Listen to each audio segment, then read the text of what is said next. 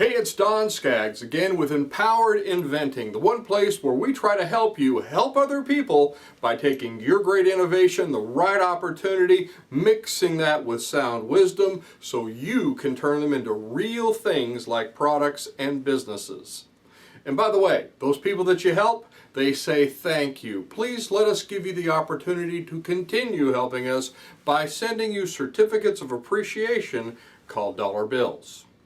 Now today I want to talk to you about the way a business begins, not with a bang, but with a whisper. And this is the story of Ron Rice and Hawaiian Tropic. Now you may have heard of Hawaiian Tropic. I don't know if you can see this bottle or not. Here it is really up close. So this is a Hawaiian Tropic bottle. I was hoping to get the dark suntan lotion that they sell, but this was the only one I could get right now. This is the Cocoa Butter Island Tanning Lotion Sunscreen Cocoa Butter.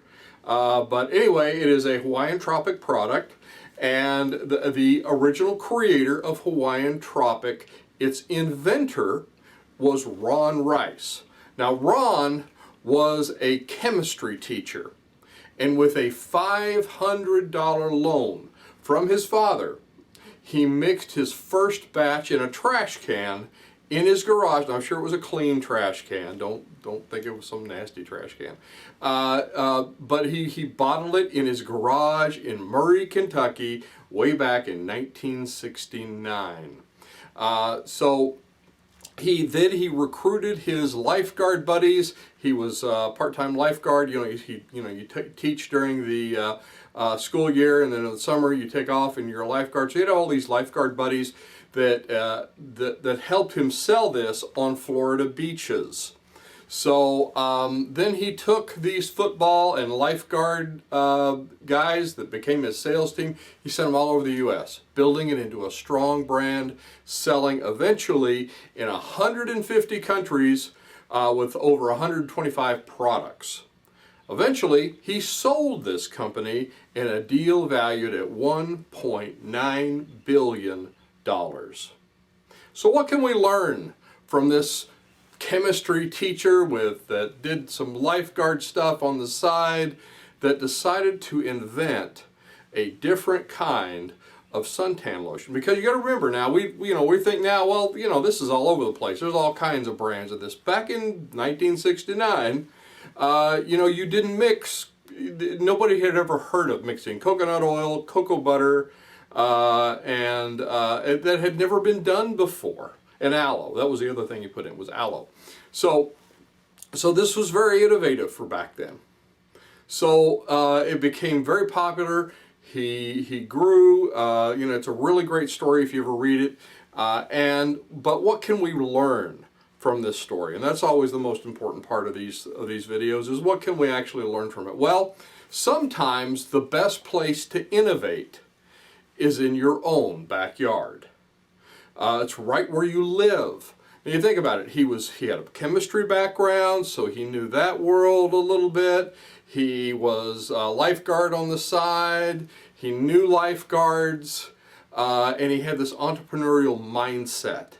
And all those things worked for him. He focused all those things in that direction, and it really worked for him. Another thing is that you don't need a lot of fancy, expensive things to get started. And I see this so many times with inventors and entrepreneurs, is you really don't need the $50,000 warehouse rented with the with the big vats and all. You don't get started like that. He started in a trash can in his garage, and that trash can, he put that in his lobby when he became big and famous, when he became successful. He took that trash can and he stuck it in the middle of the lobby. He had velvet ropes, and I always thought that was just a really neat part of the story. There it was in the lobby of this big place, and they would even say, I'd heard stories about sales reps that would come in and think it was just a garbage can and just throw stuff in it. And which was kind of funny, because it was actually an icon, a reminder of how he got started, his humble beginnings. So you don't need a lot of fancy stuff. you can do it on the cheap, and you should do it on the cheap. It teaches you things as you move on, and it saves you lots of money on mistakes when you don't know enough yet. So, another thing, if you can double that $500, he got a $500 loan from his dad, and if you can just take that, and again, this is where you don't have to have a lot of money to get started. Take that $500, figure out how to make a small batch. Can I sell that small batch? Oh, look, it's sold out really quick. Let me take that money I made from that 500, now let me make a double batch, and let me go out and sell that. This is why I love scalable products, by the way. So you don't have to have a lot of money, and you don't have to have a lot of fancy things, even though in the end, it looks like some really fancy things. So another thing is that you can be successful by leveling the playing field with unconventional moves. Now again, his formula was very unconventional. No one had mixed coconut oil, cocoa butter, and aloe ever before, way back then. So what's the new thing that's never been mixed before, never been done before, or hasn't been combined before? There's a lot of things out there that may be familiar in one industry, familiar in one place, but have never been put together before. And that's where a lot of innovation comes from, by the way. And it is not just in chemistry or chemical products or suntan lotion. So you can level this playing field with unconventional moves, with your own ingenuity. Recruiting lifeguards was an ingenious thing for him. He had got the lifeguards out there where people were on the beach and wanted this stuff, needed this stuff. The sun was beating down. They were getting burnt. They wanted suntan lotion. They wanted sunscreen, or whatever at that point in time that they used. So he had a good sales team that he developed from that. That was very innovative. So sometimes it's not just the innovation of the product, it's the innovation of how you execute. So many inventors leave their ingenuity at the door after they come up with their idea and don't use that same superpower they have to implement, to execute on how to turn this into a product that sells. So don't forget that. Don't leave that superpower at the door. Now, a couple of quotes I want to leave you from Ron Rice. One is, he said, the happiest day in my life was when I was able to pay my father back that $500 that he loaned me and thank him for believing in me. It's good to have people that believe in you around you. And you know what? If you have people that are just kind of pulling you down, surround yourself with people that believe in you. Sometimes it can be family members. Sometimes it can be colleagues.